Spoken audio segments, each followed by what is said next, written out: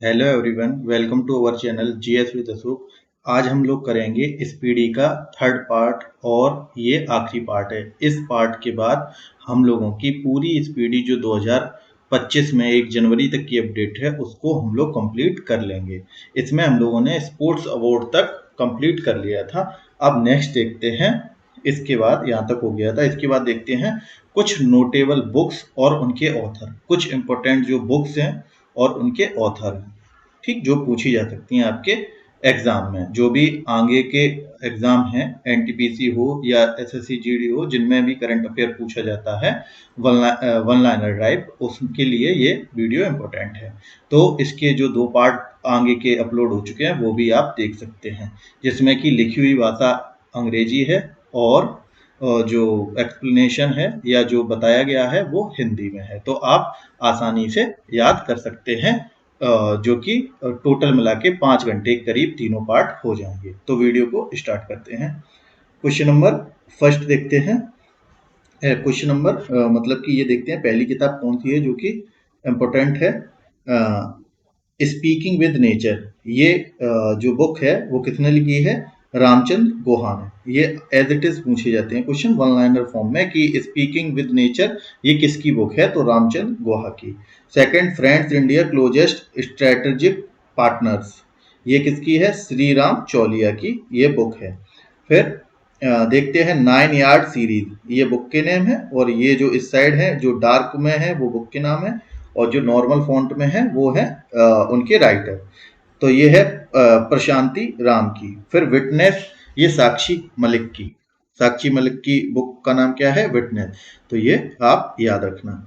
बाकी mountain mammals of the world, ये M के रंजीत सिंह की है। खाकी में स्थिति प्रज्ञ, ये अनिल रातौरी की है। कॉल ऑफ द गिर, कॉल ऑफ द गिल, ये परिमल नथवानी की है। और 75 ग्रेट रेवोल्यूशनरी ऑफ इंडिया, ये भीम सिंह की है। जो कि 75 महान रेवोल्यूशनरी ऑफ इंडिया है, ये बुक किसकी है? ये भीम सिंह की है, जो राज्यसभा के एमपी हैं। India at 100 envisioning tomorrow's economic power house, ये प्रोफेसर के वी सुब्रमण्यम की है। और ब्रेकिंग रॉक्स एंड बेरीज, ये सुदीप्ता सेन गुप्ता, सुदीप्ता सेन गुप्ता, ये उनकी बुक है, सुदीप्ता सेन गुप्ता की। नेक्स्ट देखते हैं Nitish Kumar the Gandhi of Bihar. Nitish Kumar Gandhi of Bihar, ये बुक किसने लिखी है? अशोक चौधरी एंड संभवी चौधरी, इन दोनों ने मिलके ये बुक लिखी है। Kargil war the turning point, ये मगूद बसप्पा रविंद्रनाथ, ये इन्होंने लिखी है। द बुक ऑफ कंपैशन, ये दलाई लामा एंड कैलाश सत्यार्थी, जो कि एक बहुत ही बड़े ह्यूमैनिटेरियन हैं, यानी कि फिलैंथ्रोपिस्ट है, उन्होंने ये बुक लिखी है। ठीक है, दलाई लामा और ये कैलाश सत्यार्थी ने। और दलाई लामा का नाम अभी प्रेजेंट में क्या है? तेंजिंग ग्योत्सो।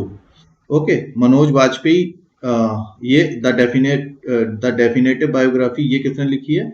पीयूष पांडे ने लिखी है। Power with in the leadership legacy of the Narendra Modi, ये डॉक्टर बाल सुब्रमण्यम ने लिखी है। ईडी फाइंड्स ए होम, ये आलिया भट्ट ने लिखी है, जो कि एक एक्ट्रेस हैं। A fly on the RBI wall, ये अल्पना किलावला ने लिखी है, किल्लावल ने लिखी है। आई हैव द स्ट्रीट्स, एक कुट्टी क्रिकेट स्टोरी, ये रविचंद्रन अश्विनी ने लिखी है। आई हैव ए स्ट्रीट्स, एक कुट्टी cricket story. Source code the my beginning, ये बिल गेट्स ने लिखी है। ठीक है, तो ये भी याद रख लेना और ये भी याद रख लेना, और रामचंद्र गुहा की ये भी। बाकी होल्ड ऑन योर ड्रीम्स, ये रस्किन बॉन्ड ने लिखी है, होल्ड ऑन योर ड्रीम्स। ठीक है, नेक्स्ट देखते हैं इंडिया फॉरेन पॉलिसी, ये बुक कलोल भट्टाचार्य जी ने लिखी है। नेक्स्ट है विनर्स माइंडसेट, ये सेन वॉटसन ने लिखी है, जो कि एक स्पिनर गेंदबाज हैं ऑस्ट्रेलिया के। इंडिया न्यूक्लियर टाइटन्स, ये सौम्या अवस्थी एंड श्रावना बरुआ ने लिखी है। ठीक है, नेक्स्ट देखते हैं हेवनली आइसलैंड ऑफ गोवा। ये पी श्रीधरन पिल्लई ने लिखी है। श्रीधरन पिल्लई ने लिखी है। कौन सी? Heavenly island of Goa, the idea of democracy. The idea of democracy, ये किसने लिखी है? सैम पित्रोदा ने लिखी है। नेक्स्ट है जस्ट ए मर्सिनरी। ये लिखी है फॉर्मर जो आरबीआई की जो फॉर्मर गवर्नर है डी सुब्बा राव, उन्होंने ये बुक लिखी है। नेक्स्ट है from a car set to the corner. ये आर एस रमन ने लिखी है। एस रमन ने कौन सी बुक लिखी है? From a car set to the corner. Next है द कॉन्स्पिरेसी। ये गोटाबया राजापक्ष ने लिखी है। गोटभया राजपक्षन। नेक्स्ट है स्वालिंग द सन। ये लक्ष्मी मुद्रेश्वर ने लिखी है। नेक्स्ट है बेसिक स्ट्रक्चर एंड रिपब्लिक। ये पीएस श्रीधरन पिल्लई ने ये भी लिखी है। तो इन्होंने दो बुक लिखी हैं। नेक्स्ट है स्कल्प्टेड मतलब कि नक्काशी स्टोन, ये लिखी है मिस्ट्री ऑफ द ममल्लापुरम। मतलब कि ये ममल्लापुरम जो कि तमिलनाडु में है, जो ग्रुप ऑफ टेम्पल हैं और उनके बारे में ये बुक है। ठीक है, तो ये लिखी है अश्विन प्रभु ने लिखी है। महा स्वप्ने कुदू, ये पी विक्रम ने लिखी है। ठीक है, अब कुछ इंपॉर्टेंट डे देखते हैं जो कि एसपीडी में ऑब्वियसली दिए गए हैं, और जिसमें कि इंपॉर्टेंट जो है वो मैं उस पर साइन लगा दूंगा। ठीक है, तो उतने ही आपको जरूर याद रखने हैं, क्योंकि वो रिसेंटली जो कि अनाउंस किए गए हैं, तो वो पूछे जाने की संभावना ज्यादा है। बाकी जो भी और भी इंपॉर्टेंट है प्रीवियस के, उन पे भी मैं बता दूंगा। नेक्स्ट देखते हैं। अब ये क्या है? सारे इंपॉर्टेंट डेज हैं। तो जनवरी में जो प्रवासी भारतीय दिवस है ये इंपॉर्टेंट है, जिस दिन क्या गांधी जी जो है वो वापस आए थे इंडिया। ओके, और कब आए थे? 9 जनवरी 1915 को। तभी से क्या बनाया जाता है? उसी दिन को बनाया जाता है प्रवासी भारतीय दिवस। वर्ल्ड हिंदी डे, ये 10 जनवरी है। 10 जनवरी को क्या है? World Hindi day. और अगर नेशनल हिंदी डे, ये वर्ल्ड में पूरा मनाया जाता है। अगर भारत में पूछा जाए तो भारत में 14 सितंबर को हिंदी दिवस मनाया जाता है। नेक्स्ट है नेशनल यूथ डे यानी कि 12 जनवरी। 12, ये सारे जनवरी के हैं ना, तो 12 जनवरी को क्या है? ये स्वामी विवेकानंद जी की बर्थ एनिवर्सरी है। उस दिन क्या मनाया जाता है? युवा दिवस। ठीक है, राष्ट्रीय युवा दिवस, यानी कि भारत में युवा दिवस कब मनाया जाता है? 12 जनवरी के दिन स्वामी विवेकानंद की जो है क्या है, ये बर्थ एनिवर्सरी है। और अगर वर्ल्ड की बात की जाए तो ये 12 अगस्त के दिन, जिस दिन एलिफेंट डे है, उसी दिन क्या मनाया जाता है? भारतीय प्रवासी दिवस।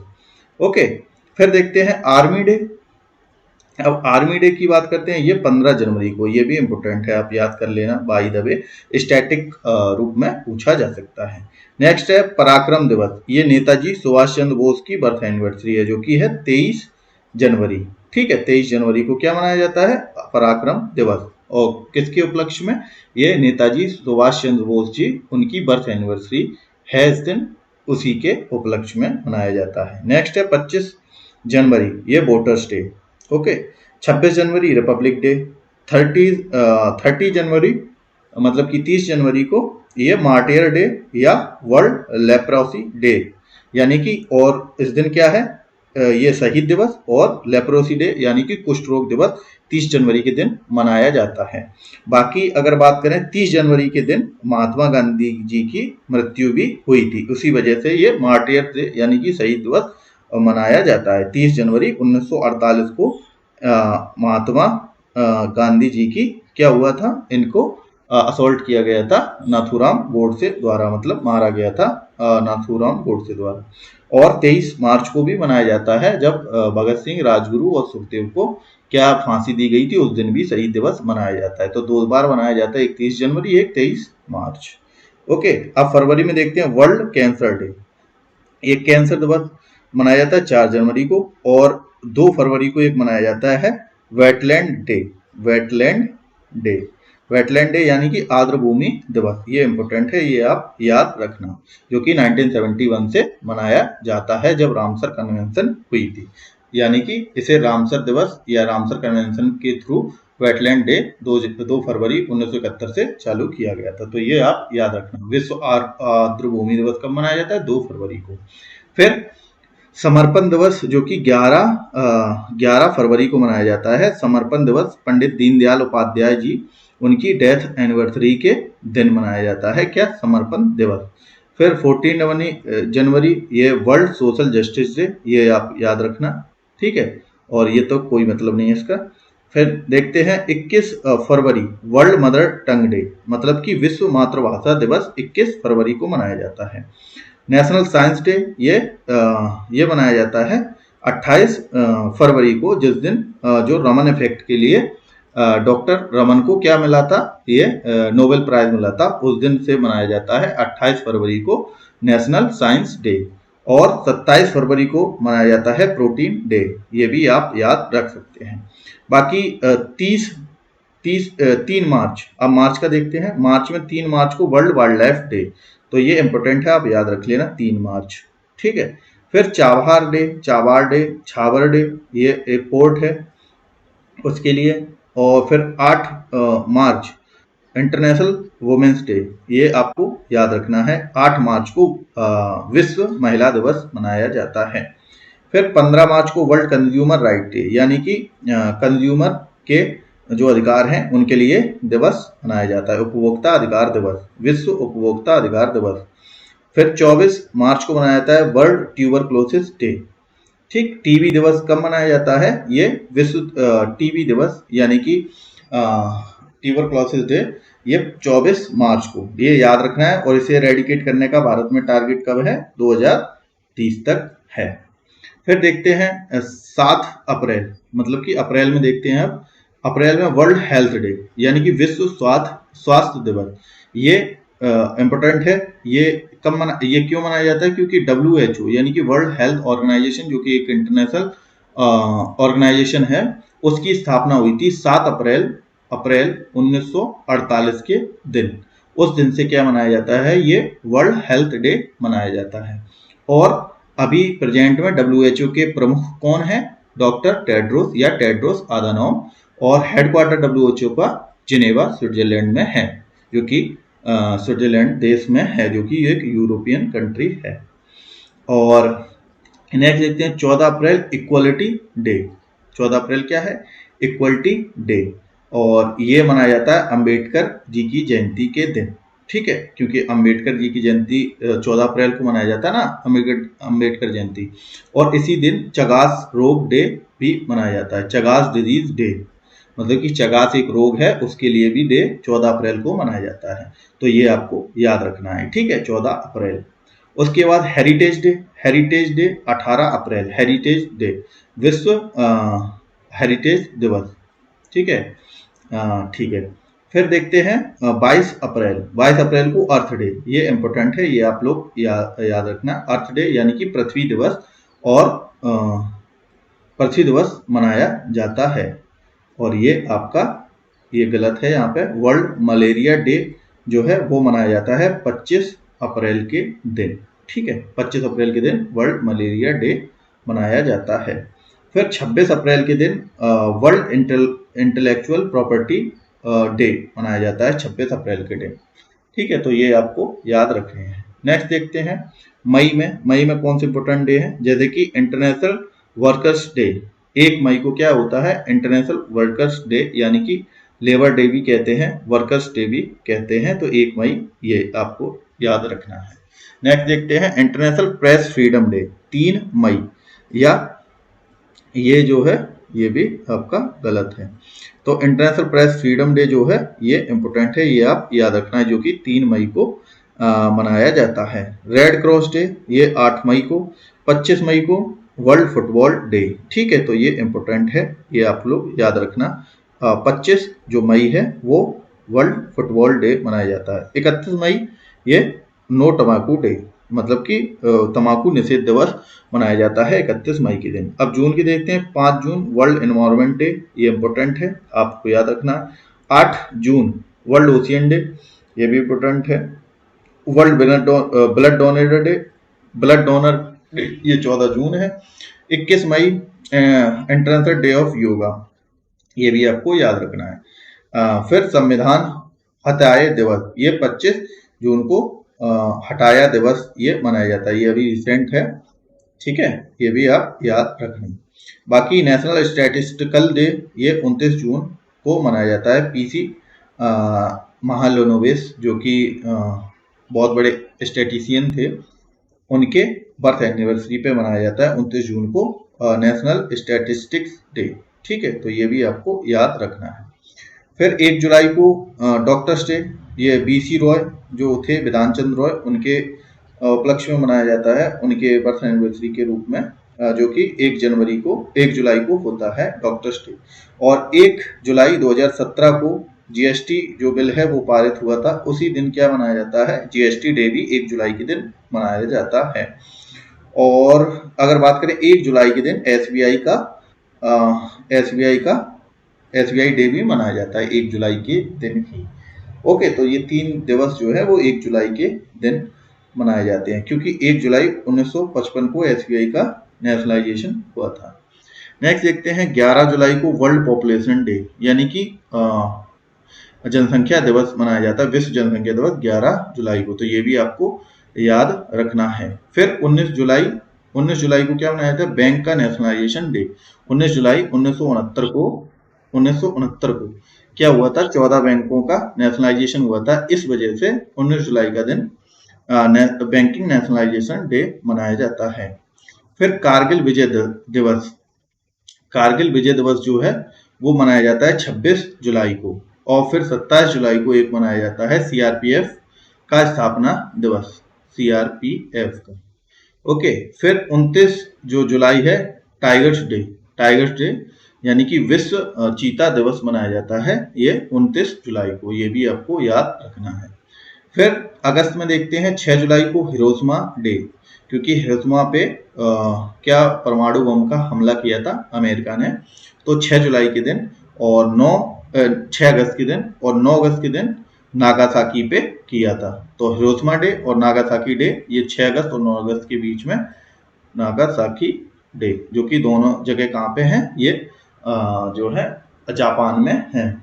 और 6 अगस्त को जो बॉम्ब गिराया गया था उसका नाम था लिटिल मैन, और 9 अगस्त को फैट मैन के रूप में दो बॉम्ब गिराए गए थे जापान पर अमेरिका के द्वारा। और वर्ल्ड वॉर 2 का क्या हो गया था, एंड हो गया था। और ये ईयर कौन सा था, 1945, 9 अगस्त 1945 को। और ये 6 अगस्त, ये 9 अगस्त।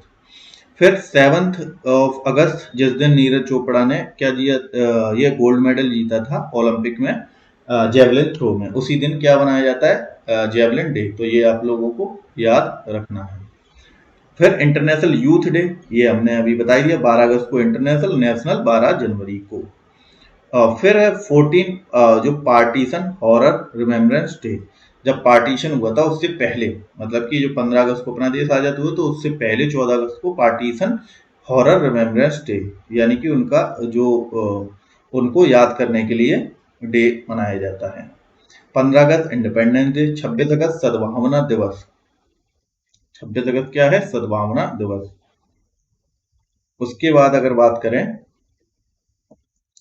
हम लोग बात करें 20 अगस्त सद्भावना दिवस, राजीव गांधी जी की ये मनाया जाता है। और अब अगर नेक्स्ट देखें, नेक्स्ट है नेशनल स्पेस डे। 23 अगस्त जब चंद्रयान 2 जो है वो जब उतरा था साउथ पोल में, चंद्रयान 3 जो है वो उतरा था साउथ पोल पे चंद्रमा के, तब उस दिन क्या मनाया जाता है, नेशनल स्पेस डे मनाया जाता है, तो ये भी याद रखना। फिर 29 अगस्त जो नेशनल स्पोर्ट्स डे है, जो मेजर ध्यानचंद की बर्थ एनिवर्सरी, जो कि हॉकी के जादूगर कहे जाते हैं, उनके उपलक्ष्य में मनाया जाता है बर्थ। फिर देखते हैं सितंबर टीचर्स डे। 8 सितंबर नेशनल लिटरेसी डे, तो ये आप लोगों को याद रखना है, ये जो हमारे डॉक्टर सर्वपल्ली राधाकृष्णन जी हैं उनके लिए, और ये लिटरेसी डे 8 सितंबर को मनाया जाता है। और 11 सितंबर को महाकवि दिवस, ये डेथ एनिवर्सरी है सुब्रमण्यम भारती की, ये भी आपको याद रखना है। हिंदी दिवस 14 सितंबर, और ये 17 सितंबर ने सोशल जस्टिस डे, ये ईबी रामास्वामी का बर्थडे होता है। 27 सितंबर ये वर्ल्ड टूरिज्म डे, 29 सितंबर वर्ल्ड हार्ट डे। ठीक है। अक्टूबर में नॉन वायलेंस डे, या गांधी जी की बर्थ एनिवर्सरी थी, तो ये मनाया जाता है 2 अक्टूबर के दिन। 5 अक्टूबर को नेशनल डॉल्फिन डे, और 8 अक्टूबर को एयरफोर्स डे, और 11 जो है अक्टूबर को नेशनल गर्ल चाइल्ड डे मनाया जाता है। फिर 14 जो है अक्टूबर को वर्ल्ड स्टैंडर्ड्स डे, 15 अक्टूबर को वर्ल्ड स्टूडेंट डे, ये एपीजे अब्दुल कलाम की बर्थ एनिवर्सरी है। तो 15 अक्टूबर के दिन जब वर्ल्ड स्टूडेंट डे मनाया जाता है। वर्ल्ड फूड डे 16 अक्टूबर, और 24 अक्टूबर 1945 को यूएन मनाता, तो यूएन डे मनाया जाता है 24 अक्टूबर को। फिर 31 अक्टूबर को नेशनल यूनिटी डे मनाया जाता है, और इंदिरा गांधी की डेथ एनिवर्सरी भी इसी दिन है, और सरदार वल्लभ भाई पटेल की बर्थ एनिवर्सरी जो है इस वजह से, क्योंकि सरदार वल्लभ भाई पटेल जो हैं उन्होंने क्या कराया था, भारत का एकीकरण कराया था, यानी कि यूनिफिकेशन कराया था। इसी वजह से 31 अक्टूबर के दिन जो उनकी बर्थ एनिवर्सरी है, नेशनल यूनिटी डे मनाया था, और इसी दिन इंदिरा गांधी जी की मृत्यु भी हो गई थी।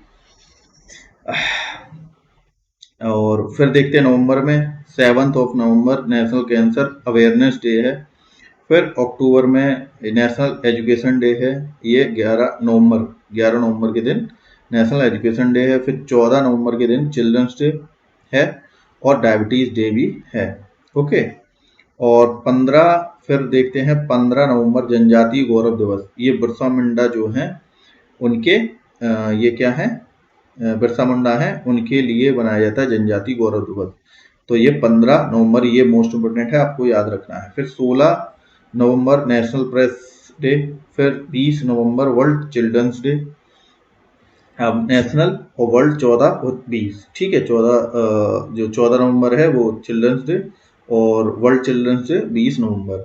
नॉन वेज डे, और ये 26 नवंबर को है नेशनल कॉन्स्टिट्यूशन डे, और 26 नवंबर को जो संविधान है 26 नवंबर 1949 को जो है वो अंगीकृत किया गया था, और लागू 26 जनवरी 1950 को किया गया था। तो 26 नवंबर का दिन नेशनल कॉन्स्टिट्यूशन यानी कि संविधान दिवस के रूप में मनाया जाता है। बाकी 26 नवंबर को नेशनल मिल्क डे भी मनाया जाता है। वैसे 2 जून को मनाया जाता है विश्व दूध दिवस। और अगर राष्ट्रीय दुग्ध डे की बात करें, दुग्ध दिवस की, तो वो 26 नवंबर को मनाया जाता है। दिसंबर में एड्स डे 1 दिसंबर, ये तो याद ही रखना है। और वर्ल्ड कंप्यूटर लिटरेसी डे ये 2 दिसंबर, और फिर 4 दिसंबर को नेशनल जो है नेवी डे, 4 दिसंबर को नेवी डे।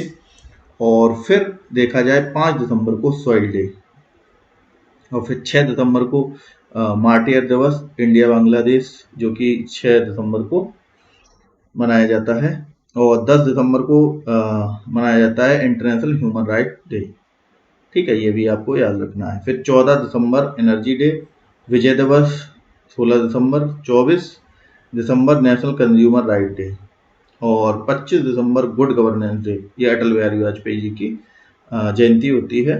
और 14 दिसंबर ये वीरवाल दिवस, ये भी इम्पोर्टेंट है, आपको याद रखना। अब कुछ थीम देख लेते हैं इम्पोर्टेंट डे जो कि रिसेंट में है, उनकी थीम जो कि सितंबर मंथ तक की है, उनकी थीम देख लेते हैं। जैसे कि दिसंबर महीने में 1 दिसंबर को मनाया गया था एड्स दिवस, जो कि इम्पोर्टेंट है। तो उसकी थीम क्या थी, take the right path, my health and my right. Take the right path, my health and my path, my health and my right. Okay. फिर 4 दिसंबर जो नेवी डे है, नेवी डे मनाया गया था 4 दिसंबर के दिन। तो उसकी थीम क्या थी, strength and power through innovation and indigenisation. Okay. तो ये थी इसकी थीम, किसकी, नेवी डे, जो कि 4 दिसंबर को मनाया जाता है। तो नेवी डे 4 दिसंबर, 8 अक्टूबर एयरफोर्स डे, और 15 जनवरी ये आर्मी डे। तो ये 3 इंपॉर्टेंट डे हैं जो कि आप लोगों को, जो आर्म फोर्सेज हैं हम लोगों की, उनके लिए इंपॉर्टेंट डे हैं, मतलब कि उनकी स्थापना का दिवस है।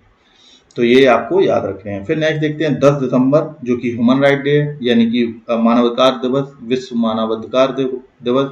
उसकी थीम क्या है? Our right our future right now. Okay, इसकी ये थीम है, our right our future right now. फिर नवंबर मंथ में जो इम्पोर्टेंट डे हैं कुछ, उनकी थीमें क्या हैं? जैसे कि 11 नवंबर नेशनल एजुकेशन डे है, जो कि एपीजे जो कि अबुल कलाम आज़ाद जी का बर्थ एनिवर्सरी, उस दिन क्या मनाया जाता है? नेशनल एजुकेशन डे, यानी कि 11 नवंबर के दिन। थीम क्या है इसकी? बर्थ एनिवर्सरी, यही लिखा है, थीम ही ये है, birth anniversary of Maulana Abul Kalam Azad. फिर 12 नवंबर वर्ल्ड निमोनिया डे, यानी कि निमोनिया जो कि एक रेस्पिरेटरी डिजीज है, यानी कि श्वसन वाली डिजीज है, लंग्स इसमें होते हैं तो इफेक्टेड। तो वर्ल्ड निमोनिया डे जो कि जो कि मनाया जाता है 12 नवंबर को। उसकी थीम क्या है? हर सांस कीमती है, स्टॉप निमोनिया। ठीक है, हर सांस कीमती है, स्टॉप निमोनिया, ये इसका थीम है। फिर 14 नवंबर जो चिल्ड्रंस डे है, चिल्ड्रंस डे है, इसकी थीम क्या है? For every child every right, for every child every right. तो ये इंपॉर्टेंट है, आपको याद रखनी है, ये भी इंपॉर्टेंट है, ये भी आपको याद रखनी है। और ह्यूमन राइट डे की, उसके बाद 14 नवंबर को वर्ल्ड डायबिटीज डे भी मनाया जाता है। उसकी थीम क्या है?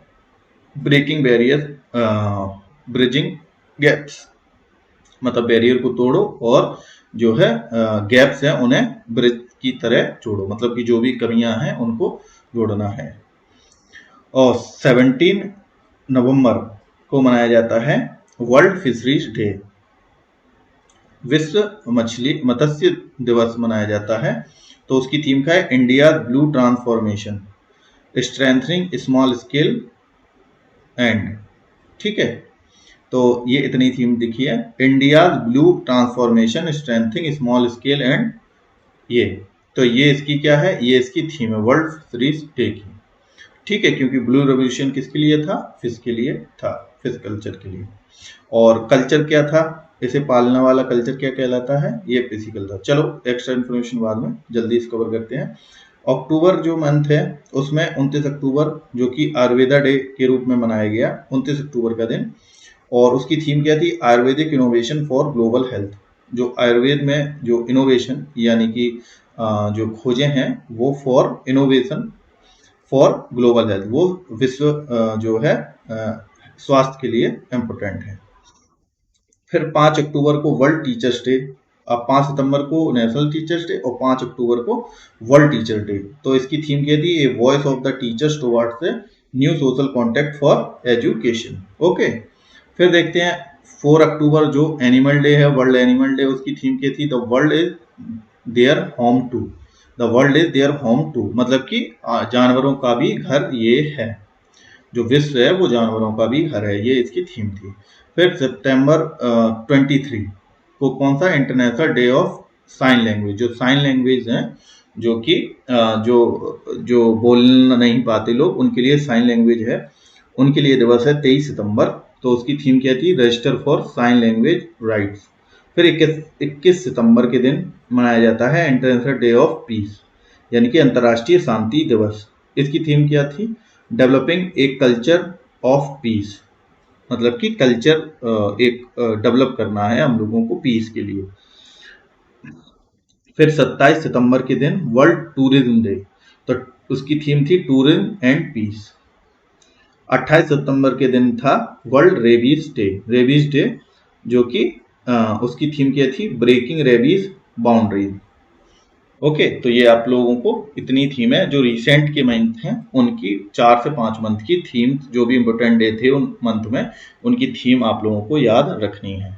नेक्स्ट देखते हैं कुछ देखते हैं, ये आरबीआई की रेट्स हैं, और इसमें देखते हैं कुछ फैक्ट जो जो नए मॉन्यूमेंट या जो भी एस्टेब्लिशमेंट हुई है उसकी भारत में।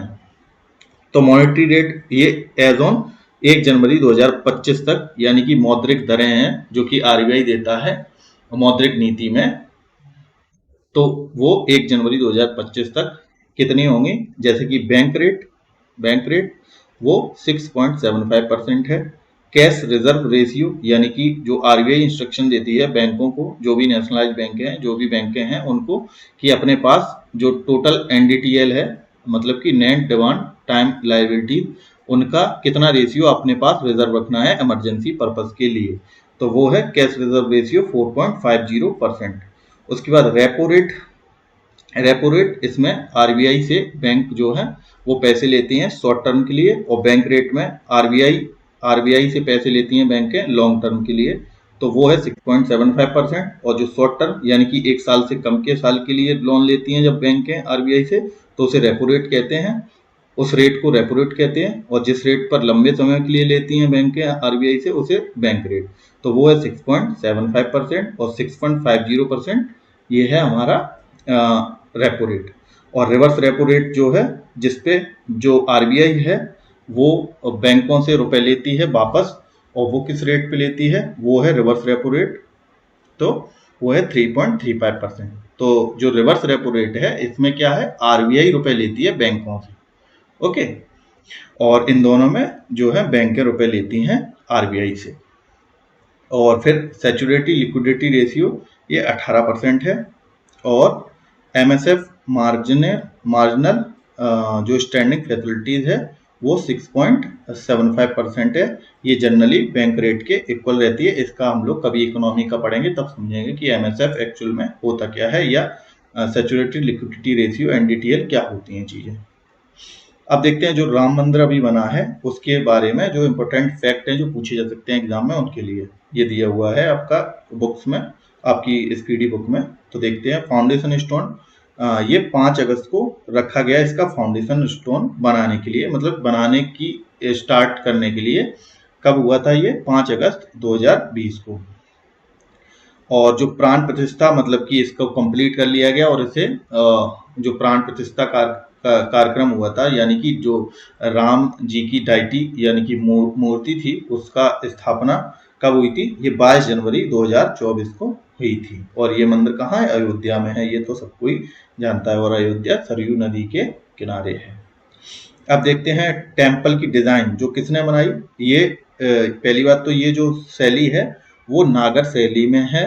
नागर शैली यानी कि जो मंदिर की शैलियाँ होती हैं, जैसे कि नॉर्थ इंडिया में नागर शैली यानी कि नागर स्टाइल ऑफ आर्किटेक्चर फॉलो होता है नॉर्थ इंडिया के मंदिरों में।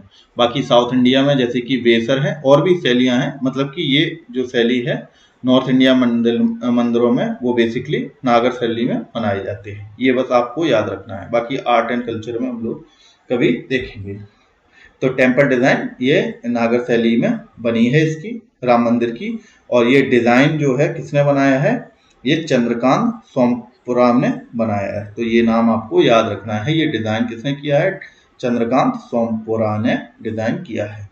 और कंपनी जिसने ये मंदिर बनाया है ये लार्सन एंड टूब्रो जो कंपनी है इसने बनाया है। और देखते हैं इसमें हाइट कितनी है इसकी, 121 फीट, यानी कि मंदिर की हाइट कितनी है, 161 फीट। और इसमें कॉस्टिंग कितनी आई है, यानी कि खर्चा कितना हुआ है, 1800 करोड़ का। और फीचर में 5, मतलब कि इस मंदिर के फीचर, मतलब कि क्या क्या चीजें हैं यहाँ पे, तो 5 पेवेलियन है यानी कि हॉल होंगे। और टोटल 392 पिलर हैं, जो भी पिलर हैं मंदिर में वो टोटल 392 पिलर हैं। और 3 फ्लोर हैं इस मंदिर में, थर्ड मतलब 3 फ्लोर का ये मंदिर है। और रामलला आइडल, मतलब कि रामलला की जो मूर्ति है उनका स्पेसिफिकेशन क्या है, या उनके मतलब क्या है, उनकी हाइट है 51 इंचेस, यानी कि 51 इंच की उनकी हाइट की मूर्ति है राम जी की। और ये जो मूर्ति है ये कौन से वास्तुकार यानी कि कौन से आर्किटेक्ट या कौन से मूर्तिकार ने ये बनाया है, तो ये अरुण योगीराज ने रामलला की मूर्ति को बनाया है, जो कि एक प्रसिद्ध मूर्तिकार हैं। ठीक, तो ये भी आपको नाम याद रखने हैं। ये सारे फैक्ट जो भी दिए हैं वन लाइन फॉर्म में, ये सारे इंपॉर्टेंट हैं, आपके एग्जाम में पूछे जा सकते हैं। अब देखते हैं भारत मंडपम जो कि नई दिल्ली में है, और यहीं पे क्या हुआ था, G20 की मीटिंग हुई थी। तो ये प्रगति मैदान न्यू दिल्ली में है, पहली बात तो लोकेशन है। नेक्स्ट है इनॉग्रेशन, इसका इनॉग्रेशन कब किया गया था, तो ये 26 जुलाई 2023 को जो हमारे प्राइम मिनिस्टर हैं मोदी, उनके द्वारा किया गया था। फिर देखते हैं इंस्पिरेशन इसकी कहाँ से ली गई है? ये जो है भारत मंडपम, ये अनुभव मंडपम जो है, अनुभव मंडपम ऑफ लॉर्ड बसवेश्वरा, इनके अनुभव मंडपम से इंस्पायर होके भारत मंडपम को बनाया गया है। फिर आर्किटेक्ट इसके कौन है, मतलब इसे डिजाइन किसने किया है? ये संजय सिंह और Simon NAF, Sanjay Singh and Simon NAF जो है स्पेनिश हैं, ये स्पेन के हैं, और संजय सिंह ये भारत के हैं। इन दोनों ने इसको आर्किटेक्ट यानी कि डिजाइन इसको बनाया है। और कौन सी कंपनी ने ये बनाया है? जैसे कि L&T ने ये किसको बनाया है? राम जी का जो मंदिर है अयोध्या में उसको। और अगर इसकी बात करें भारत मंडपम की, तो ये सपूरजी पलोजी एंड कंपनी ने इसे बनाया है। अब देखते हैं जो नई पार्लियामेंट बिल्डिंग बनी है उसके बारे में कुछ फैक्ट। जो पार्लियामेंट बिल्डिंग जो नई बनी है उसके बारे में कुछ फैक्ट। इसका इनॉग्रेशन कब किया गया? ये 28 मई 2023 को ये मोदी द्वारा किया गया। तो डेट आपको नहीं याद रखनी, लेकिन इनॉग्रेशन जरूर याद रखना, किसने इसे मतलब कि इसका उद्घाटन किया। इनॉग्रेशन मतलब उद्घाटन किया। जैसे कि इसका भी किसने किया था? भारत मंडपम का भी मोदी जी ने, यानी कि प्राइम मिनिस्टर ने अपने। और जो नई पार्लियामेंट बिल्डिंग है उसका भी इनॉग्रेशन किसने किया? PM मोदी ने। उसके बाद फाउंडेशन स्टोन, ये मतलब कि इसकी शुरुआत कब हुई थी बनने की? ये 10 दिसंबर 2020 को, और 10 दिसंबर मानवाधिकार दिवस है, ये भी हम लोग अभी पढ़ के आए हैं। और इसमें कॉस्टिंग कितनी आई, यानी कि खर्चा 971 करोड़। एरिया इतना कितना है? 64,500 स्क्वायर किलोमीटर, यानी कि इतने स्क्वायर किलोमीटर में ये बना है। और इसका शेप है ट्रायंगुलर, यानी कि त्रिभुजाकार शेप में बना है। सीटिंग कैपेसिटी कितनी है? 888 लोकसभा में सीटें, तो सदन होते हैं ना पार्लियामेंट में, जैसे कि अब नई वाली पार्लियामेंट में जो है 888 लोकसभा के सदन में सीटें हैं और 384 राज्यसभा के सदन में सीटें हैं। और इसके आर्किटेक्ट का नाम बिमल पटेल है। और जो इसके उपलक्ष्य में कौन से कॉइन, जो 75 रुपए का कॉइन लॉन्च किया गया था इसके इनॉग्रेशन के टाइम, यानी कि इसके उद्घाटन के समय। अब रामसर साइट देखते हैं। रामसर साइट जो कि 1971 से स्टार्ट हुई है। रामसर ईरान में एक शहर है उसके लिए, और ये आर्द्रभूमियां जो भी हैं उनके संरक्षण के लिए काम करता है। तो टोटल भारत में कितनी ऐसी आर्द्रभूमियां हैं जो कि रामसर कन्वेंशन के अंतर्गत आती हैं, यानी कि रामसर की संधि है उसके अंतर्गत आती हैं? तो ये 85 टोटल प्रेजेंट में साइट्स हैं जो कि भारत में हैं। रामसर साइट यानी कि आर्द्रभूमियां 85 हैं पूरे भारत में। और जिसमें सबसे ज्यादा कहाँ पे है? तमिलनाडु में है। और तमिलनाडु में सबसे ज्यादा रामसर साइटें हैं, 13 के लगभग हैं। और देखते हैं जो नई रामसर साइटें जो रिसेंटली बनी हैं उनमें नकटी बर्ड सेंचुरी जो कि बिहार में, नागी बर्ड सेंचुरी, नागी और नकटी दोनों बर्ड सेंचुरी थी, उन्हें रामसर साइट घोषित कर दिया गया अभी रिसेंट में। फिर पिचावरम मैंग्रोव जो कि तमिलनाडु में है, ये भी क्या किया गया? अभी रामसर साइट घोषित किया गया। फिर पाला जो कि मिजोरम में, ये भी रामसर साइट घोषित किया गया रिसेंट में। फिर थाने क्रीक महाराष्ट्र में, ये भी एक रामसर साइट घोषित किया गया। और तमिलनाडु में 13 नहीं, तमिलनाडु में टोटल 18 जो है रामसर साइट है, जो कि सबसे ज्यादा है पूरे भारत में। सबसे ज्यादा रामसर साइट कहाँ है? तमिलनाडु में। और टोटल 85 रामसर साइट हैं भारत में अभी। तो ये 2 पॉइंट आपको याद रखने हैं। और रामसर जो विश्व आर्द्रभूमि दिवस कब मनाया जाता है? 2 फरवरी के दिन। अब देखते हैं चंद्रयान 3 जो कि लॉन्च हुआ था, उसके बारे में कुछ इंपॉर्टेंट फैक्ट। जो कि लॉन्च डे की क्या थी चंद्रयान 2 की? 14 जुलाई 2023 को। ये लॉन्च कहाँ से किया गया था? सतीश धवन स्पेस सेंटर जो कि श्रीहरिकोटा आंध्र प्रदेश में है। ओके। और मिशन की लीडरशिप कौन था? ये एस सोमनाथ जो कि इसरो के चेयरमैन है प्रेजेंट टाइम में, उनकी लीडरशिप में था। और जो लॉन्च करने वाला रॉकेट था, मतलब कि किससे ये लॉन्च किया गया था वो रॉकेट, उसका नाम था LV M4M3 रॉकेट था। LV M3M4 रॉकेट था, ठीक है। ये रॉकेट था। और landing successfully on the south pole, ये 23 अगस्त, इसी दिन स्पेस डे मनाया जाता है। कभी 23 अगस्त 2023 के दिन चंद्रयान-3 जो है साउथ पोल मून पे लॉन्च हुआ था। और इसमें दो इम्पोर्टेंट ये है कि इसमें जो लैंडर था, लैंडर का नाम क्या था? विक्रम। और जो रोवर, रोवर मतलब कि जो चलेगा मून की सरफेस पे, उसका नाम था प्रज्ञान। और लैंडर लैंड कराने के लिए एक था, उसके अंदर कौन था? ये रोवर था प्रज्ञान नाम का। तो विक्रम लैंडर का नाम है और रोवर जो है प्रज्ञान का प्रज्ञान है। अब देखते हैं कुछ अपकमिंग गोल्स।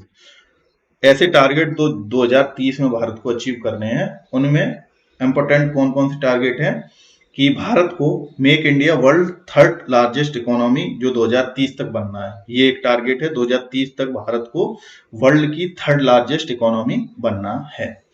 और नेट जीरो कार्बन इमिशन, मतलब कि Bharat total net zero carbon का इमीटर मतलब उत्सर्जन करना, मतलब कि कार्बन का उत्सर्जन करना 2030 तक खत्म करेगा, ये टारगेट है भारत का।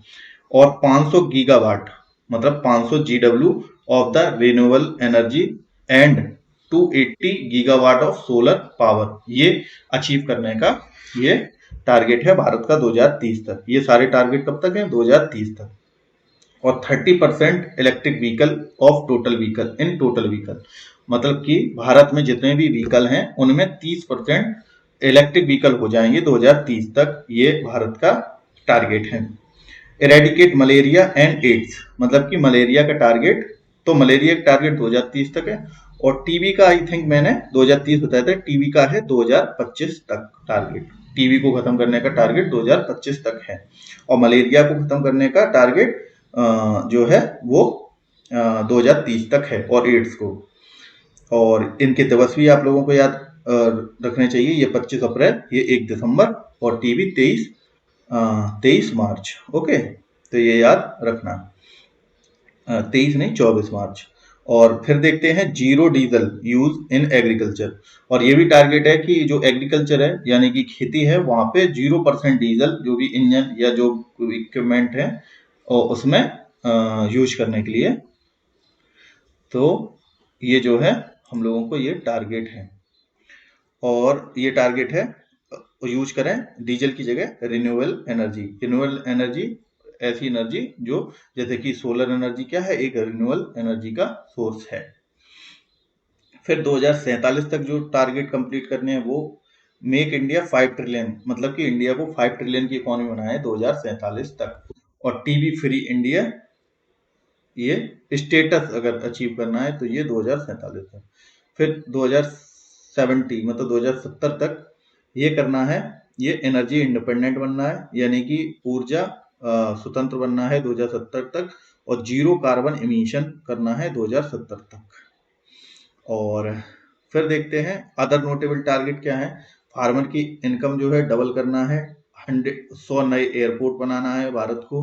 ऑप्टिकल फाइबर ऑल विलेजेस में, मतलब कि सारे ग्राम में क्या ऑप्टिकल फाइबर यानी कि इंटरनेट की स्पीड के लिए और ऑप्टिकल फाइबर बिछानी है। और जो फुट एंड माउथ डिजीज है, जो कि जो भी बोवाइन एनिमल होते हैं उनमें ज़्यादा होती है फुट एंड माउथ डिजीज, उसको भी एरेडिकेट यानी कि खत्म करना है। बाकी स्टैचू देखते हैं, कुछ स्टैचू जो कि इंस्टॉल किए गए हैं, जैसे कि statue of oneness. Statue of oneness ये क्या है? एकत माता की प्रतिमा है स्टैचू ऑफ वननेस, और ये 108 फीट ऊंचा है। और ये आदि शंकराचार्य जी का है। और कहाँ पे है? ओमकारेश्वर मध्य प्रदेश में बनाया गया है। फिर है स्टैचू ऑफ इक्वालिटी, यानी कि समता के लिए स्टैचू है। ये 216 फीट है। ये ऑनरिंग सेंट श्री रामानुजाचार्य है, उनका जो है स्टैचू है। और ये हैदराबाद में बनाया गया है, जो कि तेलंगाना की कैपिटल भी है। नेक्स्ट है स्टैचू ऑफ नॉलेज, ये BR अम्बेडकर जी का है। ये लातूर महाराष्ट्र में है और ये 70 फीट हाइट है इसकी। फिर स्टैचू ऑफ प्रॉस्पेरिटी, ये 108 फीट का है। ये श्री नाथ प्रभु कैंपगौड़ा का है। और ये बेंगलुरु में, कर्नाटक की जो कैपिटल है बेंगलुरु, वहां पे बनाया गया है। और जो बेंगलुरु की एयरपोर्ट का नाम भी इनके नाम पर है, केम्पेगौड़ा इंटरनेशनल एयरपोर्ट बेंगलुरु में है, जो इन्हीं के नाम पर है, श्रीनाथ प्रभु के नाम पर।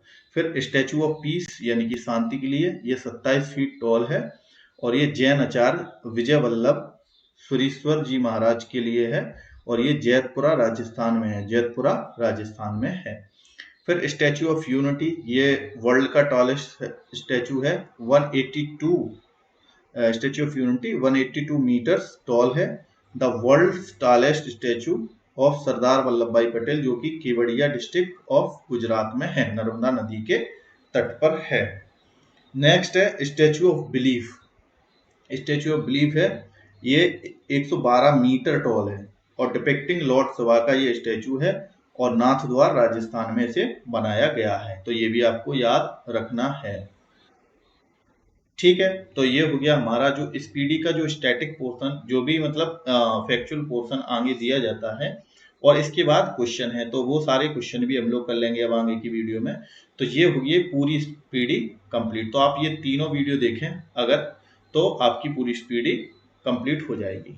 और मैं सोचता हूँ ये लगभग वीडियो 5 घंटा से अंदर ही के होंगे तीनों मिला के।